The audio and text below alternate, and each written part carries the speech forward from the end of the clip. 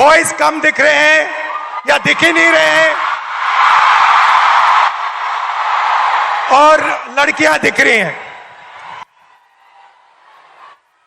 The idea behind this evening is, as is written over there, break the cage.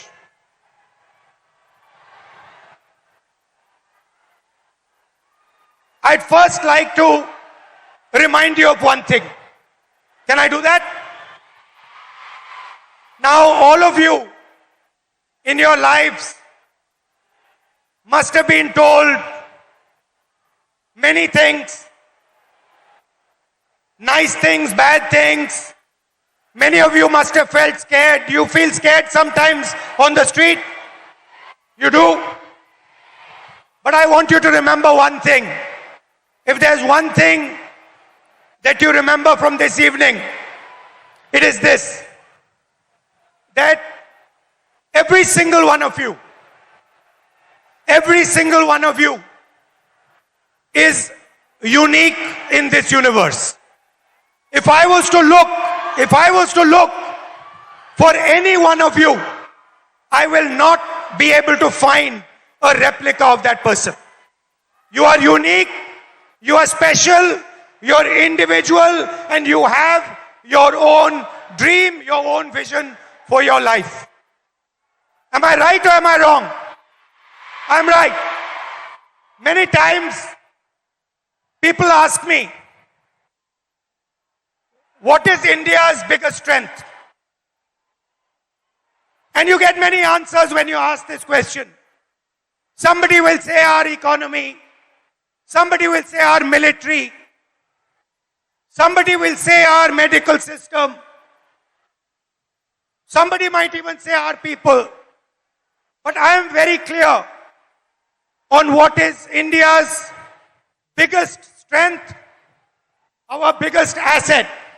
And that strength is 70 crore unique journeys, unique imaginations, unique dreams that the women of India are living. Somebody might say to me, well, there are 70 crore men. How do you say that 70 crore women are more important? What is your logic? My logic is the following. Women are by nature more sensitive, more gentle, more compassionate, and more forward-looking than men. And that is why I believe fundamentally that India's women, young, old, are India's biggest asset. Now, एक problem है, बहुत बड़ी problem है. Problem क्या है? Problem है कि whenever I speak to a man, women are put in 3 boxes. You are either seen as a daughter, as a wife, or as a mother. Now, there is nothing wrong with being seen as a wife, daughter, or mother. Nothing wrong with it. But this cannot be your only identity. It cannot be that we have brilliant women who are doing completely fascinating and different things, who are professionals, who are sportswomen, who do multiple different things, and then the only identity that they are given by our men is these 3. And notice that every single one of those identities has a relationship with a man. So you are either a mother or a wife or a daughter.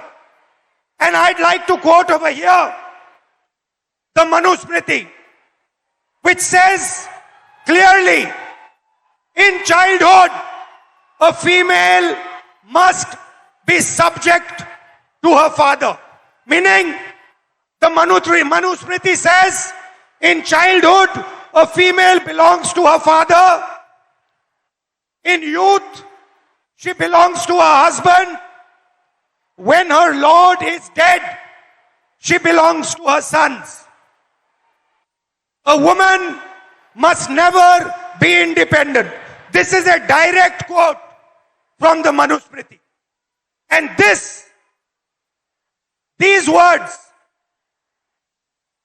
are a shame, because these words should never ever have been spoken. Hello, how are you? Hello.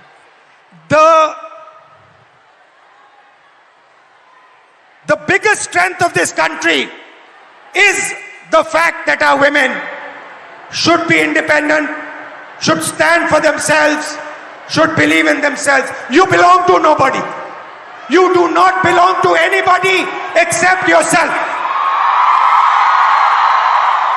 You have a relationship with your father. You have a relationship with your brother. You have a relationship with your husband. You have a relationship with your son. But you do not belong to them. You belong to yourself.